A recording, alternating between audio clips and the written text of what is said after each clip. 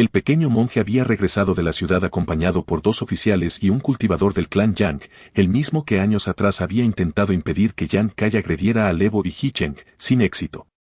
Gracias a las conexiones de Yang Kai con el Sao Manor, era conocido como Lu Xiaowei. Los oficiales, claramente complacidos con su presencia, preferían contar con él en lugar de recurrir a alguien de mayor rango. Sin embargo, en lugar de aceptar de inmediato su gratitud, él vaciló, no por humildad, sino por una inquietud que lo hacía dudar. Su llegada no respondía a un acto de benevolencia, sino al cumplimiento de órdenes directas del mayordomo del Sao Manor, recuperar unos cadáveres y extraer ciertos objetos, sin que se le ofrecieran mayores detalles, lo que dejaba entrever un riesgo inminente. A pesar de conocer el peligro, aceptó la misión. Al aproximarse al templo, notó que la atmósfera se tornaba perturbadora, casi presagiando lo inevitable.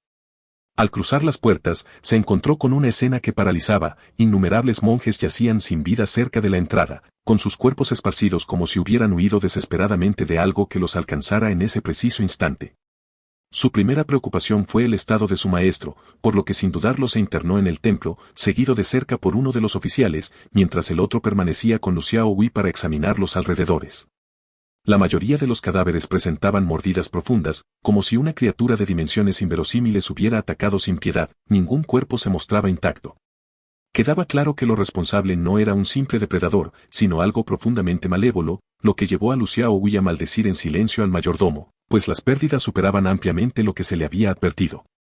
Poco después, uno de los oficiales notó una prominente mancha de sangre en el suelo, cuya estela sugería que los cuerpos habían sido arrastrados hasta un punto concreto. Esta revelación les heló la sangre, y sin intercambiar más palabras, siguieron el rastro hasta el lugar donde el monje y el otro oficial se habían internado. Al cruzar ese umbral, la escena les dejó sin aliento. Los cadáveres, apilados y entrelazados, formaban una retorcida masa, sobre la cual reposaba algo aún más escalofriante. Se trataba de un enorme huevo, pero no uno común, sino uno compuesto de carne, una masa palpitante y resbaladiza, un retablo de músculos y tendones deformados de manera antinatural, una visión que parecía desafiar toda cordura. Antes de que pudieran asimilar lo que sucedía, la puerta tras ellos se cerró de golpe. El oficial que se hallaba más cerca reaccionó de inmediato, esforzándose con todas sus fuerzas por abrirla, pero la puerta se mantenía firme, como si algo o alguien la retuviera desde el exterior.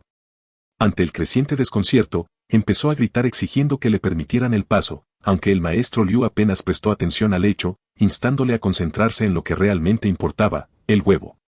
No era un huevo común, sino el que estaba a punto de eclosionar, y lo que saliera de él no se podía subestimar. Se trataba de huevos de demonio de montaña, la insignia de la secta Madre Fantasma, una organización que, según decían, había desaparecido con los restos de la antigua dinastía. Sin embargo, allí estaba, evidenciando que algo aún más siniestro había perdurado.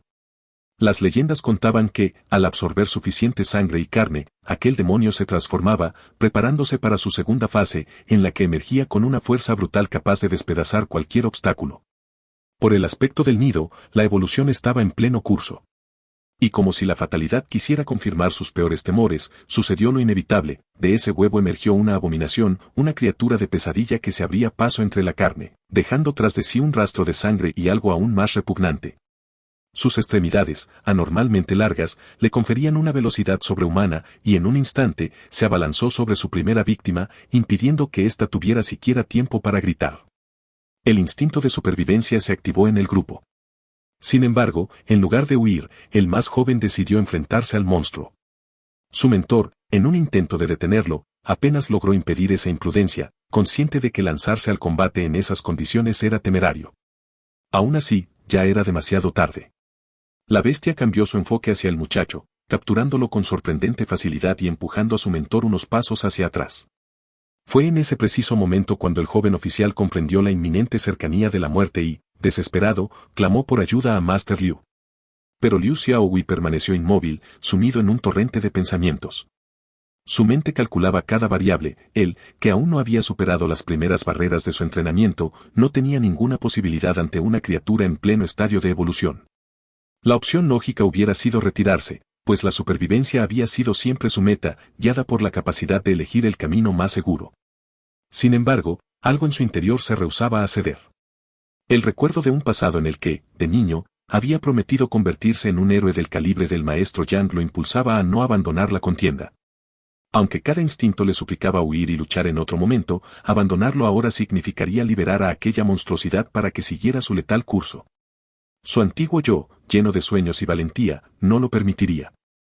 Así, a pesar de encontrarse superado por las circunstancias, el joven se mantenía firme, dispuesto a enfrentar lo que fuera, incluso si ello significaba enfrentarse al joven amo del Sao Manor. A pesar de recibir un golpe tremendo, el joven no dejó de luchar. Sin embargo, al ver la preocupación reflejada en el rostro de su padre, algo en él se transformó. No deseaba convertirse en una carga, ni siquiera por orgullo. Su padre, atento a cada detalle, no tardó en recordarle que, sin importar el resultado, debía forjarse a sí mismo hasta ser alguien digno de su propio respeto. Esas palabras se grabaron en él de manera indeleble. Con renovada determinación, empuñó su espada para enfrentarse a la abominación que tenía delante, decidido a comprobar el poder real de un monstruo en plena evolución. Precisamente, esa era la razón por la que se había unido a la secta Yang. El maestro Yang había visto en él un potencial único, y ahora tenía la oportunidad de demostrarlo. Se lanzó al ataque, pero el monstruo, como era de esperar, esquivó con naturalidad, preparándose para contraatacar.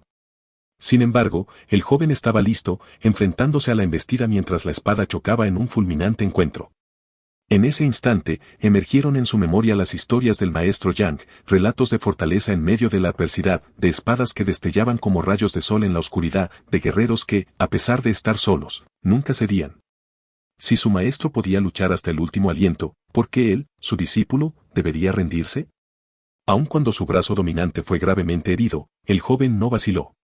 Con un cambio de agarre, utilizando su único brazo restante, hundió su espada en el monstruo, inmovilizándolo.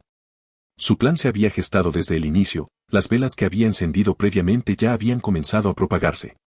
No pretendía vencer a la criatura mediante la fuerza bruta, ya que sus fuerzas eran insuficientes, el fuego era su única esperanza.